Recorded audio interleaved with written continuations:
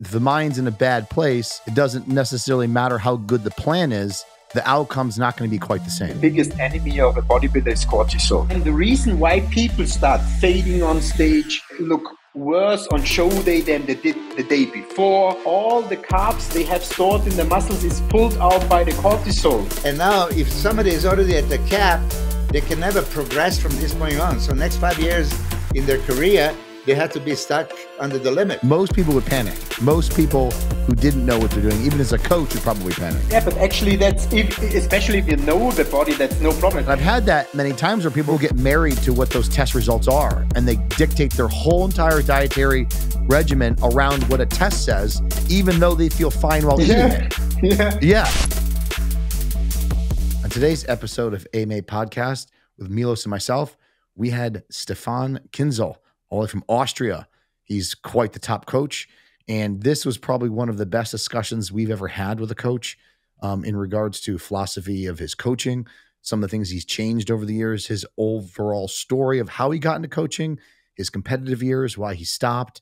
But this is like some very, very valuable information that you're probably not going to find in many other podcasts in regards to what he finds extremely important with coaching and peaking his athletes. So check it out.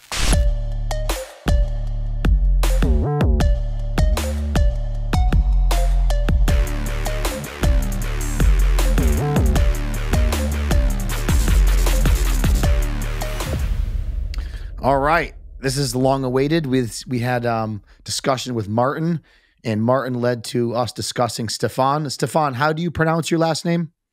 Kienzl. You can do it? I can't. I'm so bad. It's not so difficult. Kienzl. Kienzl. Yeah. There you go. Oh, there we go. Here you go. All right, perfect. It's not that hard. Now that we're all here, we see that old mindset of the worse you feel, the better you look. And like, in my opinion now, that really couldn't be further from the truth, because personally for me, the best I've ever felt, I looked my best. And then with my clients, if my clients are feeling horribly fatigued, run down, legs are heavy, joints hurt, their training's gone to trash, they're not at all going to be looking their best. I see it the same. Right. So like to a degree, there are always shit days.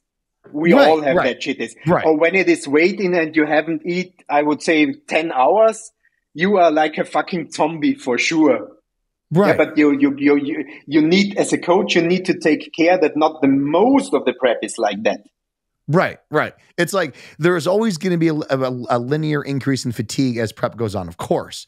And there's going to be good days and bad days, but you shouldn't feel like death. I hate that association with some clients I've had in the past I'm like, hey, how you feeling? Give me some feedback. And they're like, I'm doing fine, coach. Everything's great, but it's not great.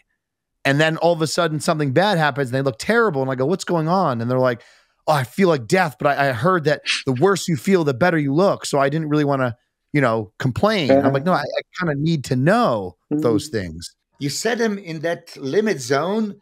And now if somebody is already at the cap, they can never progress from this point on. So next 5 years in their career, they have to be stuck under the limit, right? Why don't you have that progressive, let's say every few years, you bring the cap up. And I think Wesley is one of those guys. They're so classic and aesthetic and beautiful for the sport that maybe it's going to alarm them. Maybe we can bring the cap still higher. Okay, with keep your classic physique judging rules in check. So you don't give them a chance, okay, just blow up. And classic has to be enforced. But I think that weight limit is still kind of on the low side. But especially Wesley is a good example for that, because I have easily 4 to 5 kilogram more to play with Wesley. Oh. He can gain. In weigh-in after 2 days of carb up, he can eat when there's weigh-in at 8 in the evening. I still let him normally eat the whole day. So, wow.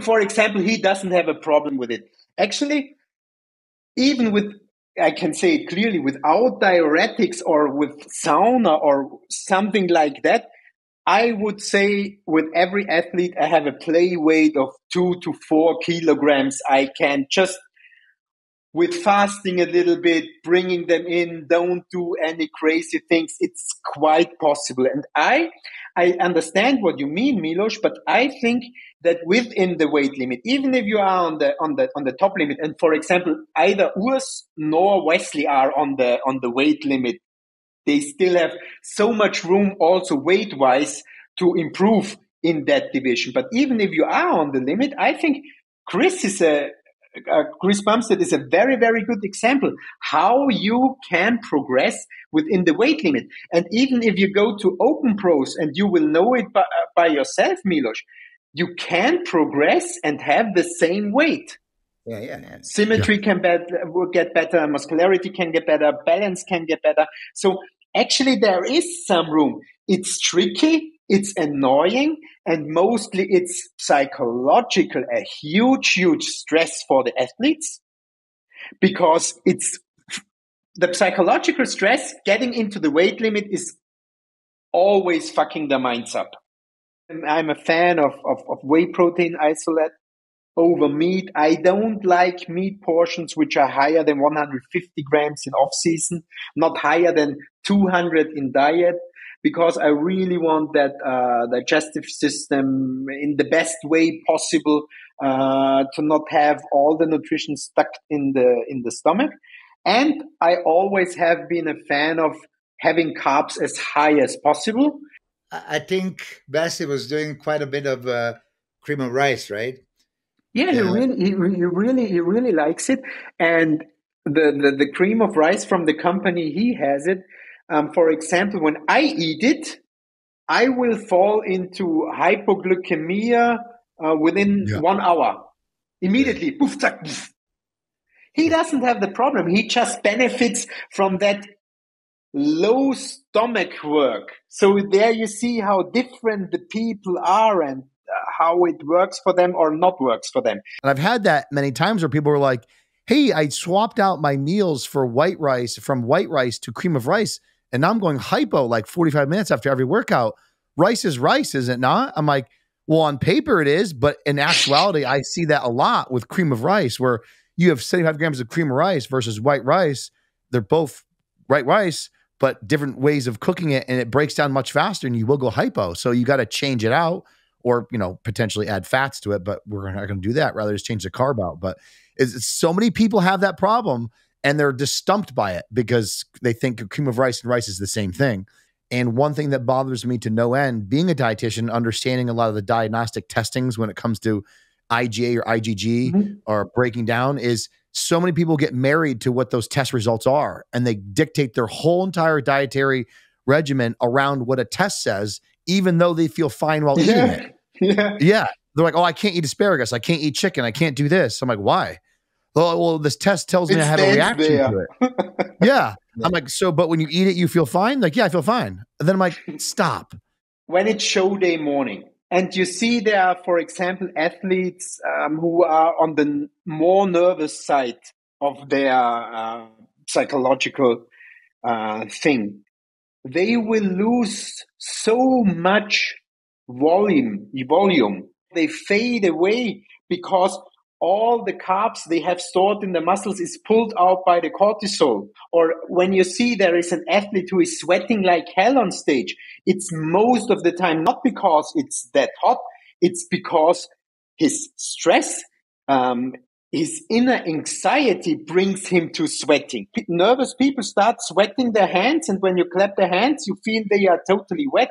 That's an effect of the body, especially of cortisol, which can totally change your show day look, and is most of the time the reason why people start fading on stage, why people look worse on show day than they did the day before, why they look better after show than on the show, because the stress level falls down. So that's something which I recognized, or maybe that's one point which changed in my coaching style, which plays a huge role in my way of working, because I know how much the influence of that is in the stage presence. if you would say what is the main thing or main difference of successful people, not only bodybuilding, successful people in general. Mm-hmm. And for me, it's always they have trust in that the things they do will work out, and they have confidence.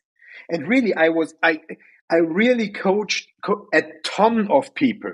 I coached a ton of people, but the super successful, they are all confident and they have trust that it will work out. And afterwards, when it didn't work out perfectly, you find the solution why it didn't work out, and then you change it. And that's end of the story. There is no doubting before. There is no over-reflecting before. There is that confidence and the trust in the own body and in the own power, what you can do. If you don't believe in yourself and if you don't believe that that can work out, and if you're always doubting anything, it just won't work out. It's totally the same what you've said, Milos. Stefan, I'm delighted to have you here. We should do this more often. Yeah. And if you're ever in a same contest, I want to take you for lunch or dinner because I want to have a good laugh. You always make me laugh. You will be in New York. I will come to New York. Yeah, I'm not going. You know, I don't have athletes. Yeah, no, so. I won't be at New York Pro. I'll be at Chicago, Tampa, and Texas this year. Okay. Stefan, I was saying thank you again for coming on. This is really awesome. It was super nice.